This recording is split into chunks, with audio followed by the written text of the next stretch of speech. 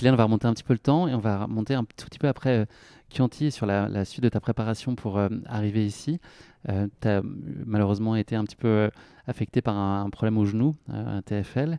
Tu as dû travailler notamment la chaleur, qu'il faut apprivoiser aussi pour la western. On sait combien ça peut être compliqué, donc ça nécessitait que tu mettes en place une préparation un peu particulière, donc moins de courses, plus de vélo, des blocs ciblés, une approche aussi plus fine, et puis peut-être les années qui passent qui te demandent aussi d'être plus précis dans ton approche, plus que jamais en tout cas. Comment est-ce que tu as vécu cette préparation-là? Est-ce que tu peux trouver une forme de liberté quand même dans tout ça, même s'il y a peut-être d'autres contraintes qui apparaissent? Est-ce que malgré tout, tu vis ça pleinement?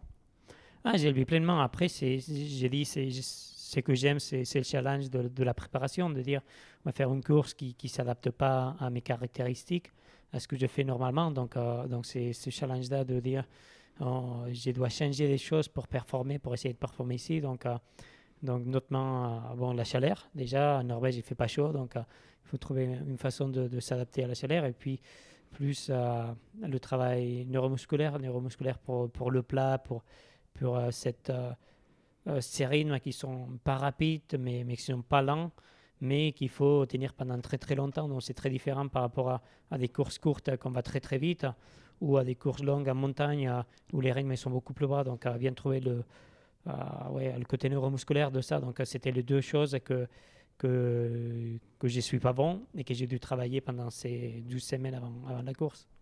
Est-ce que cette phase de préparation, elle t'a reconnecté à quelque chose d'essentiel au-delà de la performance, ou est-ce qu'au contraire, tu t'es un peu senti coupé de ce que tu aimes fondamentalement, qui est d'évoluer en montagne sans contrainte, le temps que tu veux, le nombre de fois que tu veux par semaine? On voit dans le documentaire qui raconte un peu cette période-là que tu regardes au loin, tu vois la montagne qui t'appelle. Est-ce que c'est quand même, tu prends ton parti de ce contexte-là? Bon, après, c'est que 12 semaines, hein, c'est 3 mois. Donc après, ouais, j'ai fait la montagne tout le reste de l'année. Donc pour faire un peu un entraînement spécifique pendant 3 mois, ça change rien. Puis après, avec le bébé qui est arrivé, on n'avait pas beaucoup de temps. Donc à partir en montagne, c'est pas trop faisable, je dirais, parce que ça demande beaucoup plus de temps. Donc faire ces entraînements à la maison en chaleur, c'est facile parce que je les faisais à la maison. Puis les sorties de course à pied, soit je les faisais depuis la crèche ou depuis la maison, et c'était des entraînements assez courts. Donc c'était pas que j'ai rêvé d'aller en montagne, mais aussi il y avait pas. Déjà, la météo, elle n'était pas terrible pendant ces 3 mois en Norvège, donc pas des bonnes conditions pour aller en montagne.